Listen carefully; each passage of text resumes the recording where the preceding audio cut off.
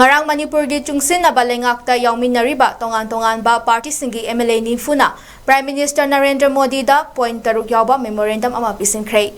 Memorandum aduda MLA sing na thamkiba ahanba wafam di hauzik Manipur gi chingga tamgalona ba mafam singda thokliba irangi thodok sing asi lephan gi hairabadi khulai pairiba sing asi mapungfana khulai paihandaba asini hairi. Tangdu leita ba amadi security gi fibam ama semgat ki hairabadi mapungfana khulai paihandaba asina oigani. Militant sing amadi law na yadaba mawongda foreign dagi changlakpa force sing na pariba khulai sing lokhatpa loinana state machinery dagi munkhiba khulai sing lokhatpa mathautai masida central security force sing na lamdam asida tungkoina chatkadaba tangdu leitaba fibam ama lakhanaba hena proactive oiba thausil ama changi haiki Lomi sing na hingnaba chinjak puthoknaba gidamak labukta thabak suba chatpada khulai paiba militant sing na awangba mafam dagi nongmai kaptharakpagi thawong chathari militant sing na sijinariba khulai sing asi Military na paiba airshot amadi sniper rifle sing amasung rocket propelled grenade RPG launcher sing yauri.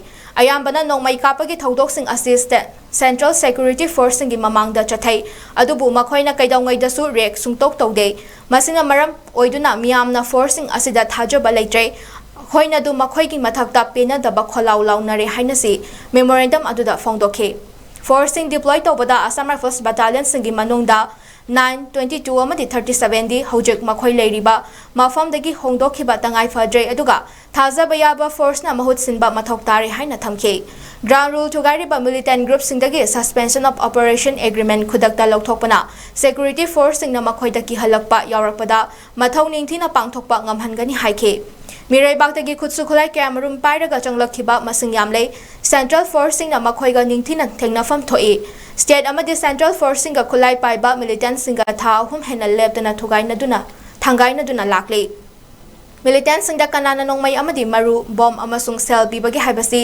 thijinba tangai fade natraga di makhoina tha hum hena kamdauna thengnaba ngamgadoribano haibasi hangningai oi haire ITLF amadi cookies na taliba separate administration karigumba mawong amatada sugya yaroi hainasu Prime Minister da khangan khe memorandum aduda Manipur Legislative Assembly ki Speaker th Sadabratana ihan hana sign tawi atai sign tawkhiba MLA sing di 𝐌𝐋𝐀𝐬 𝐔𝐓𝐻 𝐾𝐍𝐅𝐎𝐓𝐻 𝐾𝐍𝐅𝐒𝐂 Dr. S. Ranjan 𝐅𝐾𝐬 𝐾𝐻 𝐿okhen Muhammad Abdul Nasir P. Brojen Kongkham Robindro Dr. Usam Deben Sig Nurul Hassan th Shanti M. Ramesor ks Joy Kishan kh Ragumani I. Nalini Devi T. Robindro Dr. Yumna Radhesham MD Achaudin Dingalung Gangmai Laisio Kashing Janghemlung Panmai Ramuiba J. Kumosa Nisikant Sapam Era S. Rajan kh Ibomcha Thangjom Arun Kumar S. Premchandra L. Susindro th Basanta Kumar P.H. Sam haina sign tawba ama yawi